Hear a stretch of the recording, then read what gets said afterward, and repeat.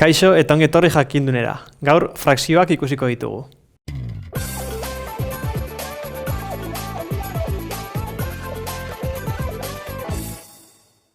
Frakzioak bagatzeko eta kentzeko lehen aipatu bezala izendatzailea berdina izan behar da.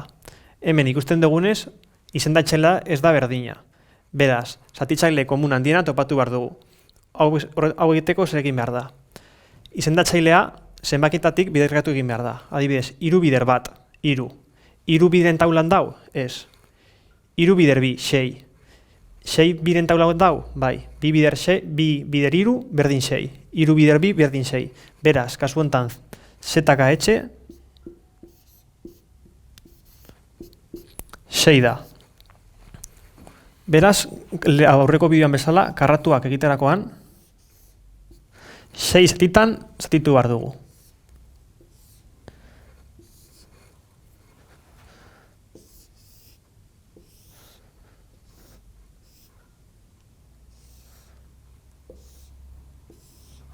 Baina, hemen 6 jarri behar dugunez, hemen bider bi 6 egoteko, eta biren bidez iten dugunez behan, goian be bai, bider bi.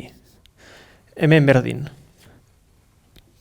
6 egon behar denez behan, 3 bider bi. Goian, 3 egon behar da be bai, ze 3 zati 3 berdin bat, zenbakia berdina izango litzateke. Beraz, kasu hontan izango litzateke 4. 6-ren gehi 3 6-ren. Hemen karratuak ikusita, hemen izango genituzke 4. Eta hemen 3. Ikus ezakegunez, zenbakitzailea, izendatzailea barkatu, berdina da. Beraz, batu egin dezakegu. Kasu hontan, izango litzateke 7 6-ren. Hau, izango litzateke zenbaki hauen batuketa. Orain, beste adibide bat ikusiko dugu. Aurreko bideoan bezala salduta, izendatzailea berdina izan behar da. Kasu hontan, 6 bider bat, 6. 2 eta 6 barkatu, 6 biren taulan dau, bai. 2 bider 3 berdin 6.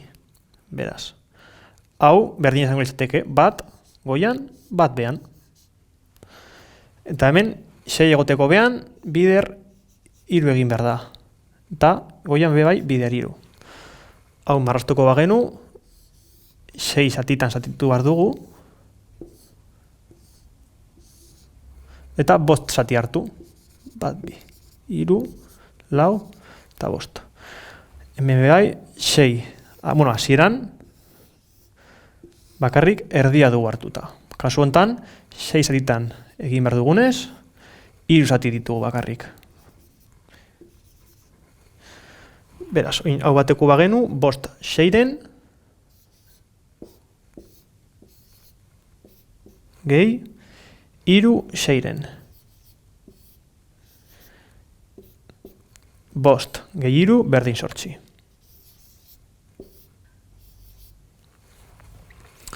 Hau izan da dana.